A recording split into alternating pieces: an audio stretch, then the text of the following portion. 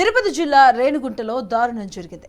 స్వామీజీ ముసుగులో మైనర్ బాలికపై ఓ ఆశ్రమ నిర్వాహకుడు మరో యువకుడు లైంగిక దాడికి పాల్పడ్డారు. కూతురుకు దెయ్యం పట్టిందని శ్రీ రాజరాజేశ్వరిదేవి ఆలయం స్వామీజీని తల్లిదండ్రులు ఆశ్రయించారు. ఇక ఇదే అదునుగా భావించిన స్వామీజీ అర్ధరాత్రి ఒంటరిగా పూజలు చేయాలని చెప్పి ఆశ్రమానికి రప్పించుకొని మైనర్ బాలికపై లైంగిక దాడికి పాల్పడ్డాడు ఆ ప్రబుద్ధుడు. ఇక ఆశ్రమ నిర్వాహకుడు కోదండరామాచార్యులు అలియాస్ మూర్తి స్వామిగా గుర్తించారు.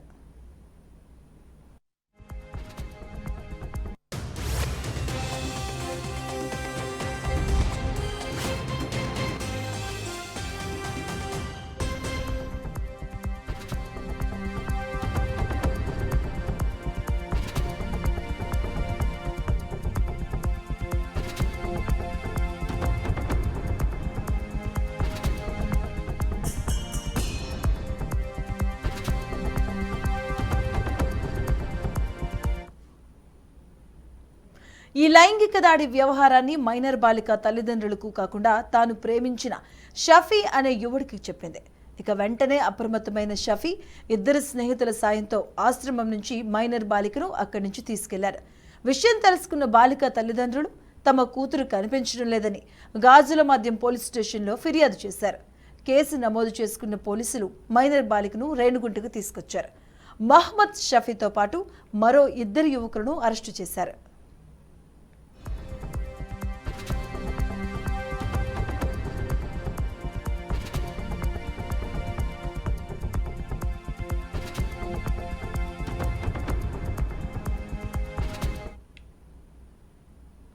మైనర్ బాలికపై అత్యాచారం చేసిన ఆశ్రమ నిర్వాహకుడు కోదండరామాచార్యులతో పాటు ఓ యువకుడిపై ఫోక్స్కో చట్టం కింద కేసు నమోదు చేశారు పోలీసులు. ఇక అత్యాచారానికి పాల్పడిన నిందితుడు పరారిలో ఉన్నాడని పోలీసులు చెప్పారు. సదరు స్వామీజీ కోసం పోలీసులు గాలింపు చర్యలు చేపట్టారు. ఆశ్రమ నిర్వాహకుడు మూర్తి స్వామిపై కఠిన చర్యలు తీసుకుని తమకు న్యాయం చేయాలని బాధిత మైనర్ బాలిక తల్లిదండ్రులు పోలీసులను కోరుతున్నారు. తిరుపతిలో కాపురం ఉండేది. వస్తే ఒక రోజు 2-3 రోజులు ఉంటాడు, మళ్ళీ వెళ్ళిపోతాడు. అయితే రోజు కంటిన్యూగా తెల్లారితో వస్తాడు, పోతుంటాడు. 10:30-11కి వస్తాడు, వెళ్తాడు. చాలా రాత్రి వరకు ఉంటాడండి. 11, 10, 12 ఏ టైంకి ఆ టైం పోతాడు. మేము 7 గంటలకు 7:30 7 గంటలు పార్టీ అయిపోతే బిగాలేసుకుని వెళ్ళిపోతాను. మళ్ళీ ఆయన ఎన్ని గంటలకు పోతాడో మేము పట్టించుకోమని. మిస్సింగ్ కేసు జరిగింది అన్నారు. అంతవరకు మేము అప్పుడు లేదు, నేను ఆ రోజు నైట్ లేదు ఇక్కడ. ఆ రోజు నైట్ చాలా హంగామా జరిగింది. పోలీసులు అంతా 10 గంటలకు వచ్చి అంతా జండిగా తిరిగినారంట.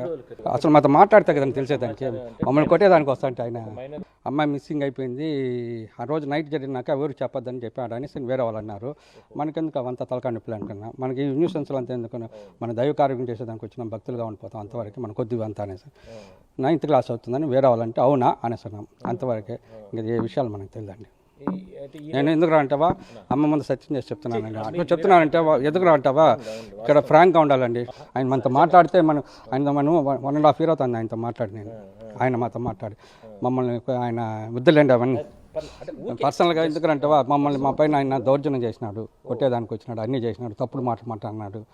మంగళహారతి టైం అంతా అనేసి వేరే వాళ్ళంటే పొల్లు రాళ్ళు కొడతారు నా మాట్లాడితే పోండి బయట అనేసి అన్నాడు. హారతి వాళ్ళ టైం 12 అయిపోయింది, 12 గంటలు అయిపోతుంది అంటే పొల్లు రాళ్ళు కొడతాను నా మాట్లాడితే నేను ఉన్నంత వరకు రాకూడదు ఇక్కడికి అన్నాడు.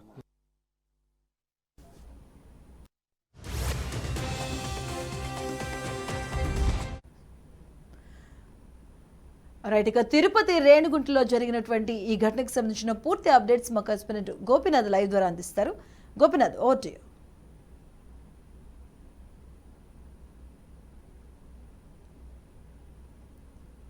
సమీపంలోని రేణిగుంట వద్ద రాజరాజేశ్వరి అమ్మవారి ఆలయం ఉంటుంది. అయితే ఈ అమ్మవారి ఆలయానికి సంబంధించి దాదాపుగా ఒక 15 సంవత్సరాల క్రితం ఇక్కడ ఆలయాన్ని ఏర్పాటు చేయడం జరిగింది. ప్రస్తుతానికి ఆయన ఎన్ఆర్ఐ, బయట ప్రాంతంలో ఉన్నారు. అయితే ఆయన కొడుకు మూర్తి స్వామి గత కొద్ది రోజుల నుంచి కూడా ఇక్కడ అమ్మవారి ఆలయానికి సంబంధించిన వ్యవహారాలని నడిపిస్తూ ఉన్నారు. అయితే తాజాగా ఆయన మీద కొన్ని ఆరోపణలు రావడం జరిగింది. దీనికి సంబంధించి ఇప్పటికే కూడా పోలీసులు కేసులు కూడా నమోదు చేయడం జరిగింది. గత 10 రోజుల క్రితం అంటే మఠంలో, అంటే ఇక్కడ ఉన్నటువంటి అమ్మవారి ఆలయంలోనే ఒక మైనర్ బాలికని పైన అత్యాచారం చేశారనేది ప్రధానమైన ఆరోపణ. దీనికి సంబంధించి ప్రస్తుతానికి పోలీసులు కూడా ఇష్యూ చేసి దాని పెద్ద ఎత్తున అంటే ఇప్పటికే కూడా కేసులు నమోదు చేయడం జరిగింది. ప్రస్తుతానికి ఏదైతే ఆ స్వామీజీ కూడా ఇక్కడ వెళ్ళిపోవడం జరిగింది, అంటే ఈ ఆశ్రమాన్ని వదిలిపెట్టి. ప్రస్తుతానికి మనం ఆశ్రమం వద్ద ఉన్నాం, మనం చూడొచ్చు. ఇదే రాజరాజేశ్వరి అమ్మవారి ఆలయం. ఏదైతే ఇందాక మనం చెప్పుకున్నట్లు ఒక మైనర్ బాలికకి సంబంధించి జరుగుతున్నటువంటి ఇష్యూలో ఆ పైన అఘాయిత్యానికి పాల్పడ్డారని చెప్పి ఏదైతే ఆరోపణలు వస్తున్నాయో దానికి సంబంధించిన అమ్మవారి ఆలయంగానే మనం చెప్పుకోవచ్చు. అయితే ఇక్కడ గత 15 సంవత్సరాల క్రితం ఇక్కడ ఏర్పాటు చేస్తే ఇక్కడ పెద్ద ఎత్తున తరచుగా భక్తులు వస్తూ ఉంటారు. ఇక్కడ నిత్యం అంటే ఉదయం నుంచి కూడా రాత్రి వరకు కూడా ప్రధానంగా పూజలు జరుగుతూ ఉంటాయి. మనం ఒకసారి లోపల అమ్మవారి ఆలయానికి సంబంధించి లోపల మనం వెళ్ళి చూద్దాం. ఇక్కడ ఏమేం కార్యక్రమాలు జరుగుతూ ఉంటాయి, ఏంటి, ఎందుకు ఇంత పెద్ద ఎత్తున అంటే ఇట్లా ఆరోపణలు రావడం జరిగింది. పోలీసులు కూడా చాలా ప్రిస్టేజ్గా తీసుకోవడం జరిగింది. ఎందుకంటే మైనర్ బాలికి సంబంధించి కాబట్టి పోలీసులు కూడా కేసులు నమోదు చేయడం జరిగింది. చూడొచ్చు, దాదాపుగా ఒక 4-5 ఎకరాలకు సంబంధించినటువంటి స్థలంలో ఇక్కడ ఆలయాన్ని ఏర్పాటు చేయడం జరిగింది. రకరకాల దేవతా విగ్రహాలు ఇక్కడ ఏర్పాటు చేయడం జరిగింది. మొత్తం కూడా మనం ఎక్స్క్లూజివ్గా బీఆర్కే స్క్రీన్ పైన మనం చూడొచ్చు.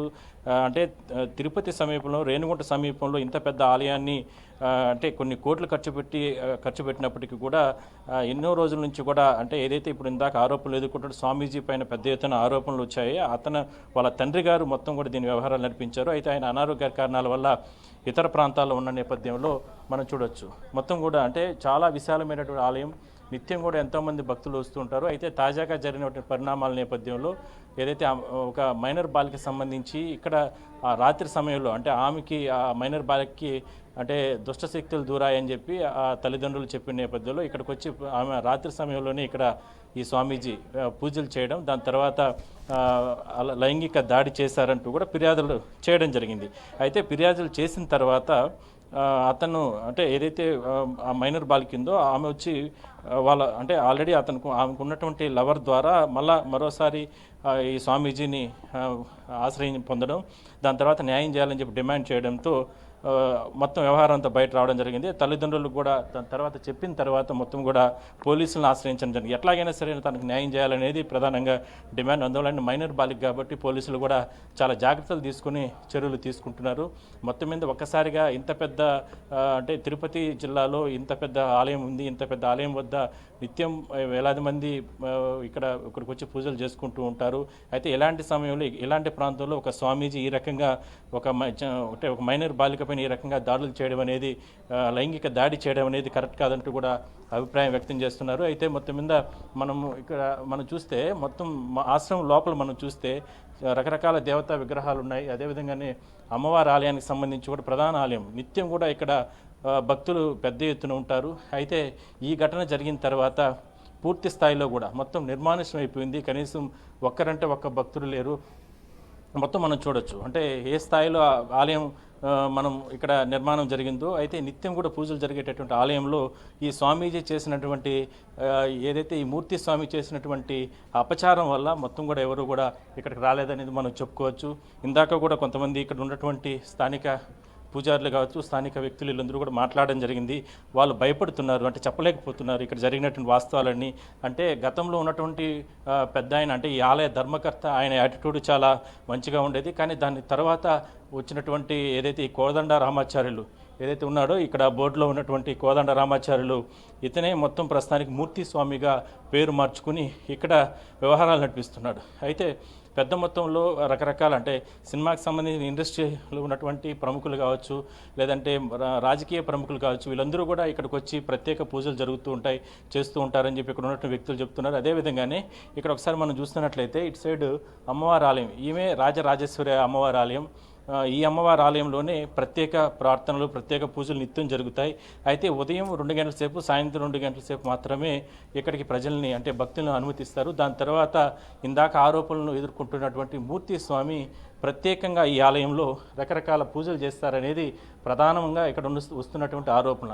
అందువల్లనే వాస్తవాలన్నీ బయటికి తీసుకొచ్చేందుకు బీఆర్కే న్యూస్ టీం కూడా ఇక్కడికి రావడం జరిగింది.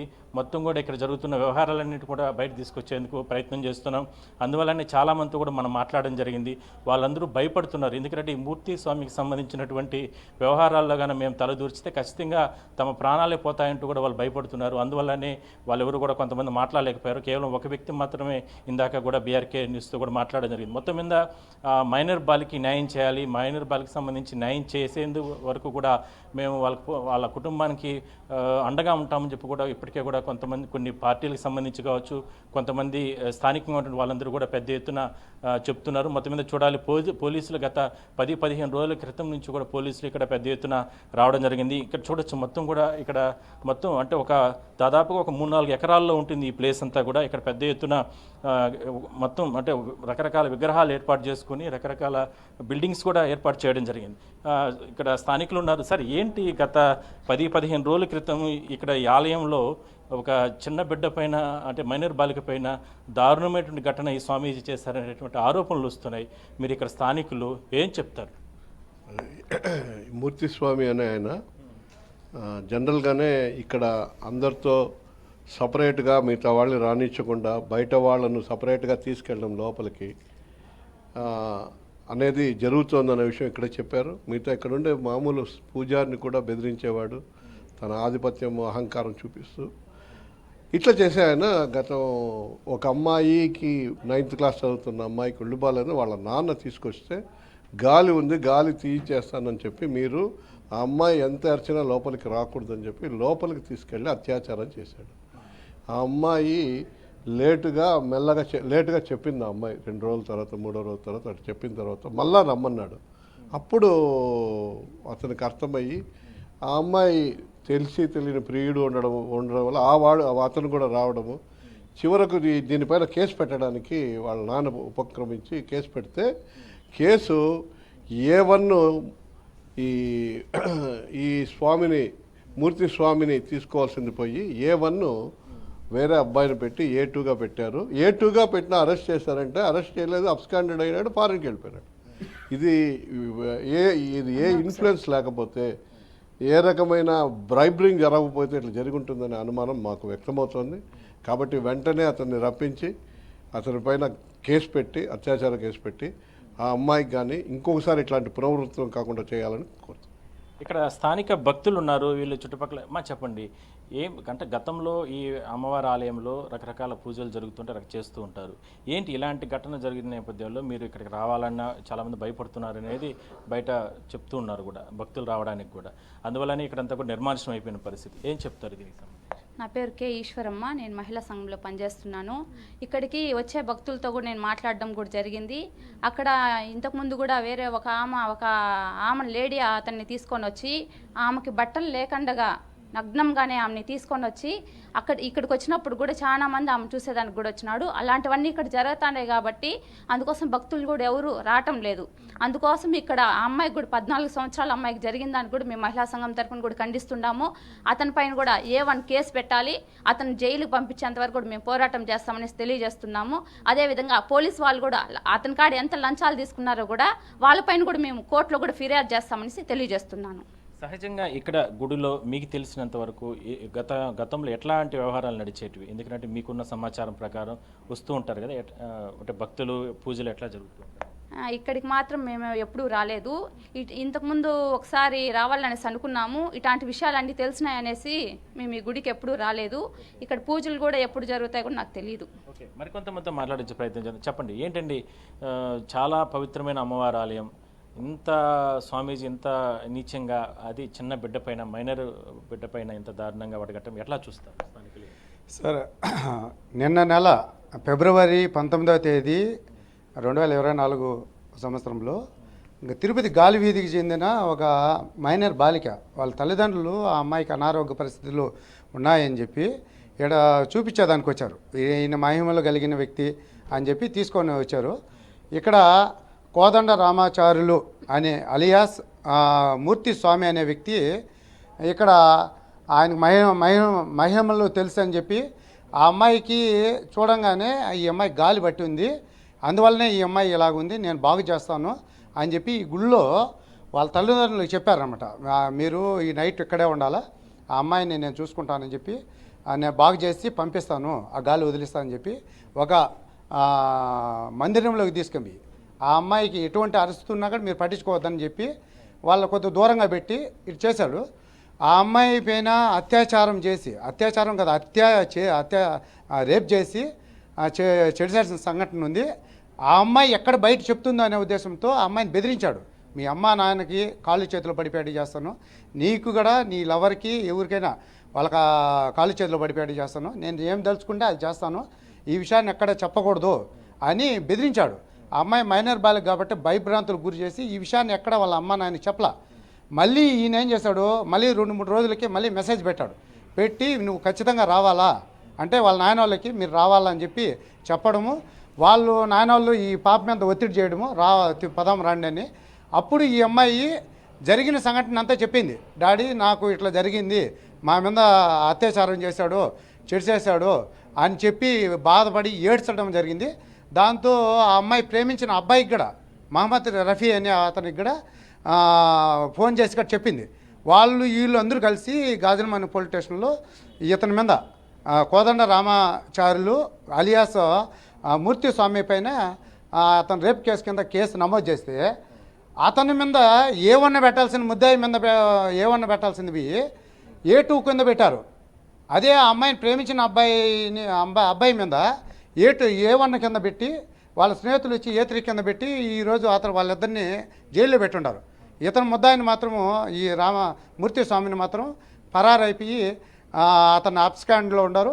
అందుకోసం ఏంటంటే పోలీసులు ఈ బాధితురాలకు జరిగిన అన్యాయాన్ని న్యాయం చేయాలని చెప్పి నేను కోరుతున్నాను. మొత్తం మీద అంటే మనం ఇక్కడ ప్రధాన పూజారి, ప్రధాన ఆలయం, ఇక్కడ ప్రధాన ఆలయం అమ్మవారి ఆలయానికి సంబంధించి మనం చూడొచ్చు. ప్రధాన అమ్మవారి ఆలయం రాజరాజేశ్వరి అమ్మవారి ఆలయం చాలా శక్తివంతమైన అమ్మవారి ఆలయం చూడొచ్చు. చాలా అద్భుతమైనటువంటి కట్టడం. నిజంగా చూస్తే అమ్మవారే సాక్షాత్తు అమ్మవారే ఇక్కడికి వచ్చి వెలసి ఉన్నారా అనే స్థాయిలో ఇక్కడ అమ్మవారిని వెలిసి ఏర్పాటు చేయడం జరిగింది. చాలా అద్భుతంగా ఉంది విగ్రహం రూపం కూడా. కానీ ఇలాంటి అతి చరిత్రగా ఉన్నటువంటి ఈ అమ్మవారి ఆలయంలో ఇంత నీచంగా ఈ స్వామీజీ చేయడం అనేది కరెక్ట్ కాదంటూ కూడా ఇందాక కూడా వాళ్ళందరూ మాట్లాడుతున్నారు. అయితే ప్రధాన స్వామివారు ఇక్కడ ఉన్నారు, అర్చకులు, పూజలు చేసేటువంటి అర్చకులు. సార్ మీ పేరు ఏం పేరు చెప్పారు? హరి అండి. కాదు, సహజంగా ఇక్కడ ఇట్లా జరుగుతూ ఉన్నాయి కదా, ఇట్లా ఏంటి అసలు మామూలుగా సహజంగా మూర్తి స్వామికి సంబంధించిన ఇష్యూ ఏంటి, అసలు ఎందుకు ఈ విధంగా జరుగుతున్నాయి? అది మనకు ఆయన గురించి తెలియదండి. అమ్మగారి గురించి కానీ చెప్తాము, స్వామి గురించి చెప్తాము. మా డ్యూటీ ఏంటంటే తెల్లారి మంగళహారతి ఇచ్చేది, మధ్యాహ్నం మంగళహారతి, సాయంకాలం మంగళహారతి. అంతవరకు మిగతా విషయాలు మనం ఇన్వాల్వ్ కావండి. అది ఆయన పర్సనల్. అది దాని జోలికి మేము పోయినామంటే, మేము అడిగినామంటే ఆయన మమ్మల్ని కొట్టేదానికి వస్తాడు. వాళ్ళతో మనుషులు వచ్చి ఉంటారు, గలాట చేస్తాడు. అది మేము ఉండేది సాఫ్ట్ కార్నర్ వాళ్ళం. మాకు దైవభక్తి, ఆయన స్వామి చెప్పింది మేము చేస్తాం. ఆయన మనల్ని ఓవర్లుక్ చేసిపోతున్నాడు కాబట్టి మేము పట్టించుకోవద్దు, వదిలేసండి అన్నాడు స్వామి. మేము కామ్గా ఉండిపోతున్నాం. ఆయన ఏం చేస్తున్నా చూస్తున్నాక మనం. ఒకటి స్వామి, గత 10 రోజుల క్రితం 15 రోజుల క్రితం ఇక్కడ పోలీసులు వచ్చారు, రకరకాల రాత్రి సమయంలో పూజలు జరుగుతున్నాయి అంటూ కూడా చెప్తున్నారు. అది తెలియదండి అవన్నీ. నేను ఇది మీరు జరిగిన యాక్టివేషన్ 21st నేను లేదండి. ఆ రోజు మరుసటి రోజు వచ్చినాక మరి అమ్మాయి మిస్సింగ్ కేసు అయిందని వేరే వాళ్ళంటే విన్నాను. నేను ఇక్కడ వాళ్ళంటే విన్నాను. నిజమా అనేసి వాళ్ళు అప్పుడు వస్తున్నారు, అంతా వాళ్ళ శిష్యులు వాళ్ళందరూ వస్తున్నారు. వాళ్ళు కూడా ఈ రోజు వచ్చినట్టు రేపు రాడు. మనం పట్టించుకోలేదు. మనకేం పని, స్వామి అనుకొని మీ పని మీరు చూసుకోండి, మీతో వద్దు అనేసి అన్నారు. మా పని మేము చూసుకుంటున్నామని, వేరే విషయాలు మేము పోము. ఆయన జోలికి అస్సలు పోము. ఏరంటే ఆయన బూతులు తిడతాడు మేము కానీ ఏదైనా అడిగితే. అందుకని భయపడి నరికేస్తా గిరికేస్తా అని అంటాడు ఏదైనా మాట్లాడితే. అందుకని మనం పట్టించుకునేది. అనేది ఏంటంటే మీరు అంటే సహజంగా అంటే మనం ఇందాక అంటే వాళ్ళు భయపడుతున్నారు వాస్తవంగా స్వామీజీ చెప్పడానికి. అంటే కొన్ని చెప్పాలనుకున్నప్పుడు కూడా ఇక్కడ ఉన్నటువంటి పరిస్థితులు, ఆ స్వామీజీ నుంచి వచ్చేటటువంటి ప్రెజరు, అందువల్ల చెప్పలేకపోతున్నారు. గత 10-15 రోజుల నుంచి కూడా పోలీసులు కూడా ఇక్కడ పెద్ద ఎత్తున రావడం జరిగింది. అయితే ప్రస్తుతానికి ఇక్కడ ఈ స్వామీజీకి సంబంధించి ఆయన పరారీలో ఉన్నాడు. అతన్ని ఖచ్చితంగా పోలీసులు కూడా అదుపులోకి తీసుకుంటామని చెప్పి కూడా పోలీసులు చెప్తున్నారు. పలు సెక్షన్ల కింద కేసులు నమోదు చేశారు. అయితే విచిత్రం ఏరా అంటే మైనర్ బాలిక అఘాయిత్యానికి పాల్పడినటువంటి లవర్ పైన కేసులు పెట్టడం అనేది ఇక్కడ విచిత్రంగా చెప్తున్నారు. మొత్తం మీద బిడ్డకి న్యాయం చేయాలనేది ప్రధానంగా డిమాండ్ వినిపిస్తుంది. స్వామి విజయ్ పైన కఠిన చర్యలు తీసుకోవాలనేటువంటి డిమాండ్ అయితే ఇంకా కూడా బలంగా వినిపిస్తుంది. Madhu. Right, thank you Gopinath. ఇది వాళ్ళ special drive. Keep watching BRK news.